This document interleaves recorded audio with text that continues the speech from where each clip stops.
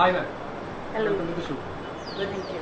മാമിനെ കുറിച്ചൊരു ഇൻട്രൊഡക്ഷൻ ആവശ്യം തന്നെയാണ്. കാരണം ഇതുവരെ ആരും മാമിനെ കണ്ടിട്ടില്ല, ബാക്ക് സ്റ്റേജിലായിരുന്നു. ഒന്ന് ഇൻട്രൊഡ്യൂസ് ചെയ്യാം. എൻ്റെ പേര് വിനിത അജിത്താണ്. ഞാൻ ചതുര എന്ന് പറഞ്ഞ മൂവിയുടെ പ്രൊഡ്യൂസറാണ്, വൺ ഓഫ് ദ പ്രൊഡ്യൂസറാണ്. ലേഡീസ് പ്രൊഡ്യൂസ് ചെയ്യുന്നത് കേട്ടിട്ടുണ്ട്, കുറച്ച് പടങ്ങൾ കണ്ടിട്ടുണ്ട്. ഒരു എ സർട്ടിഫിക്കറ്റ് ആയിട്ടുള്ള ഒരു മൂവി എൻ്റെ അറിവിൽ മലയാളം ഫിലിം ഇൻഡസ്ട്രിയിൽ അത് ചെയ്തിട്ടില്ല. അല്ലെങ്കിൽ വേറെ അതർ ലാംഗ്വേജ് എനിക്ക് അറിയില്ല. മലയാളത്തിൽ ഒരു എ സർട്ടിഫിക്കറ്റ് മൂവി ഈ സ്റ്റോറി കേട്ടതിന് ശേഷമാണല്ലോ മാമിന് കമ്മിറ്റ് ചെയ്തത്. അല്ല, ഈ സ്റ്റോറി കേൾക്കുന്നതിന് മുന്നേ ഞങ്ങൾ കമ്മിറ്റ് ചെയ്തൊരു സിനിമയാണ്. എന്താണെന്ന് വെച്ചാൽ ഈ ഒരു കോവിഡ് സമയത്താണ് ഈ ഒരു സിനിമ വരാനായിട്ടുള്ളൊരു കാരണം. എൻ്റെ വളരെ ക്ലോസ് ആയിട്ടുള്ള ഒരു ഫ്രണ്ടാണ് സിദ്ധാർത്ഥ് ഭരതൻ, എൻ്റെ നെയ്ബറാണ്. അപ്പോൾ ഈ കോവിഡ് സമയത്ത് നമ്മളെല്ലാവരും മിക്കപ്പോഴും വൈകുന്നേരങ്ങളിൽ ഒന്നില്ലെങ്കിൽ ഞങ്ങളുടെ ഫ്ലാറ്റിലോ തൊട്ടടുത്തുള്ള ഫ്ലാറ്റിലാണ് സിദ്ധുവിൻ്റെ ഫ്ലാറ്റ്. അപ്പോൾ ഒന്നില്ലെങ്കിൽ ഞങ്ങളുടെ ഫ്ലാറ്റിൽ അല്ലെങ്കിൽ പുള്ളിയുടെ ഫ്ലാറ്റിലായിരിക്കും ഞങ്ങൾ ഉണ്ടാവുക. അവിടെ ഇരുന്നിട്ട് ഉള്ള ചർച്ച ചെയ്തിട്ടാണ് ഒരു ഷോർട്ട് ഫിലിം ഉണ്ടാക്കാമെന്ന് നമ്മൾ തീരുമാനിച്ചത്. ഷോർട്ട് ഫിലിം മാറി ഈ ഒരു സിനിമയിലേക്ക് വന്നത് അവിടുത്തെ ആ കുറേ ഡിസ്കഷൻ എല്ലാം ശേഷമാണ്. ആ ഡിസ്കഷന്റെ സമയത്ത് മാമിന്റെ അടുത്ത് കഥ പറഞ്ഞു, മാം കമ്മിറ്റ് ചെയ്തു. കഥ പറഞ്ഞതല്ല, എൻ്റെ ഹസ്ബൻഡിനാണ് ആക്ച്വലി എന്നെക്കാളും കൂടുതൽ എനിക്ക് പറയാൻ പറ്റണത്. പുള്ളിയാണ് സിദ്ധുവിനോട് ചോദിച്ചത് നമുക്കൊരു ഷോർട്ട് ഫിലിം ഉണ്ടാക്കിയാലോ എന്ന്. ഷോർട്ട് ഫിലിം എന്നാണ് നമ്മളുടെ ഈ ഒരു സിനിമയിലേക്കുള്ള വരവ് തന്നെ.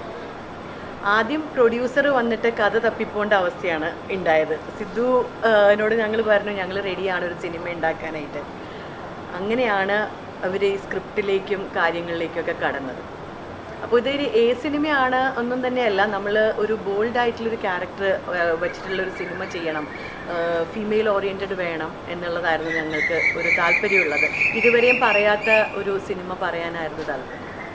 അങ്ങനെയാണ് നമ്മൾ ഈ ഒരു സ്ക്രിപ്റ്റിലേക്കും ഒക്കെ കടന്നത്. പക്ഷേ സ്ക്രിപ്റ്റ് കേട്ടപ്പം ഞങ്ങൾക്ക് ഭയങ്കരമായിട്ട് ഇഷ്ടപ്പെട്ടു. അപ്പോൾ സിദ്ധു അത് ചെയ്തു കഴിഞ്ഞാൽ വളരെ നല്ലതായിരിക്കും എന്ന് എനിക്ക് തോന്നി. അങ്ങനെയാണ് ഈ ഒരു സിനിമ വന്നത്. ഇതിന്റെ എ എലമെന്റ്സിനെ കുറിച്ച് ഔട്ട് ഓഫ് ബോക്സിംഗ് സിനിമയുടെ പാർട്ടല്ല, ഈ ഒരു ഇതിനെ കുറിച്ച് സ്റ്റോറി കേട്ടിട്ടുള്ള അറിവുണ്ടെങ്കിൽ ഔട്ട് ഓഫ് ബോക്സിൽ നിന്ന് ഈ സിനിമയെ എങ്ങനെ വരും?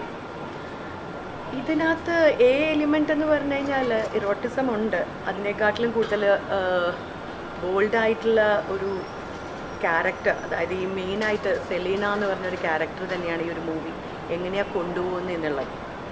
ഇതുവരെയായിട്ടും നമ്മുടെ മലയാളം ഫിലിമിൽ ഇങ്ങനത്തെ ഒരു ക്യാരക്ടർ വന്നിട്ടില്ല. അപ്പം വയലൻസും ഉണ്ട്, ഈ പറഞ്ഞ പോലെ ഇറോട്ടിസം, ഇതെല്ലാം കൂടി ചേർന്നിട്ടാണ് ഈ ഒരു എ എന്ന് പറഞ്ഞൊരു സർട്ടിഫിക്കറ്റ് നമുക്ക് കിട്ടിയിരിക്കുന്നത്. നെക്സ്റ്റ് ഏതെങ്കിലും അപ്കമിംഗ് മൂവീസ് പ്ലാൻ? ഇതിൻ്റെ റിലീസ് കഴിയട്ടെ, നോക്കാം. ഈ മൂവിയിൽ മാമിൻ്റെ എന്തെങ്കിലും രംഗങ്ങളുണ്ട്, ഇതിൽ അഭിനയിച്ചിട്ട് എന്തെങ്കിലും ചെറിയൊരു സീൻ ചെയ്തിട്ടുണ്ട്.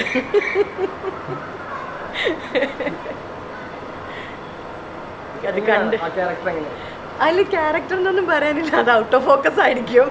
അത് നിങ്ങൾ കണ്ടിട്ട് പറയണം ഇങ്ങനത്തെ ഒരാൾ അതിനകത്ത് ഉണ്ടായിരുന്നു എന്നുള്ളത്.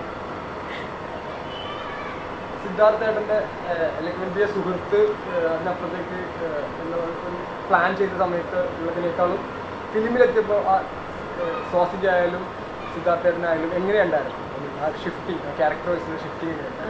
സിദ്ധു എന്ന് പറഞ്ഞാൽ ഭയങ്കര ജോവിയലായിട്ടുള്ള ഒരാളാണ്. പക്ഷേ സെറ്റിൽ എത്തിക്കഴിഞ്ഞാൽ പുള്ളി എന്താണെന്നുള്ളത് ഒരു ഡയറക്ടർ എങ്ങനെയാണെന്നുള്ളത് പുള്ളി കാണിച്ചു തരും.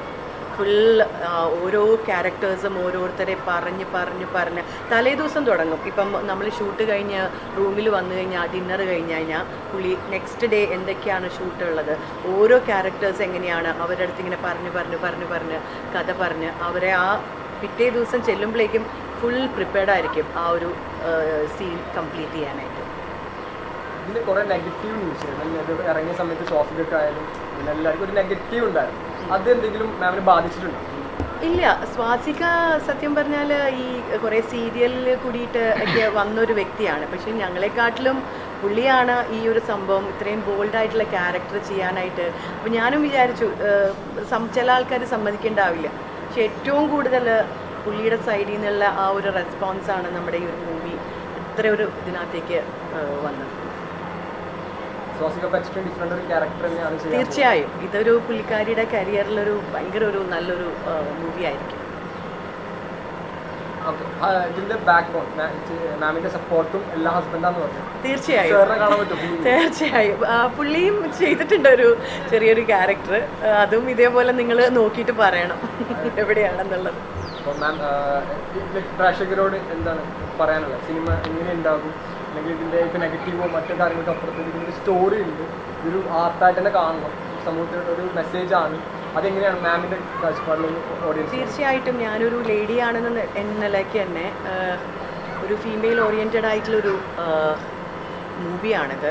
എല്ലാ പ്രേക്ഷകർക്കും കാണാനും അത് എങ്ങനെയാണെന്നുള്ളത് അറിയാൻ വേണ്ടിയിട്ട് നിങ്ങളെല്ലാവരും തിയേറ്ററിൽ തന്നെ പോയി ഇത് കാണണം എന്നാണ് എൻ്റെ അപേക്ഷ. വളരെ നല്ലൊരു മൂവി തന്നെ ആയിരിക്കും ഇത്.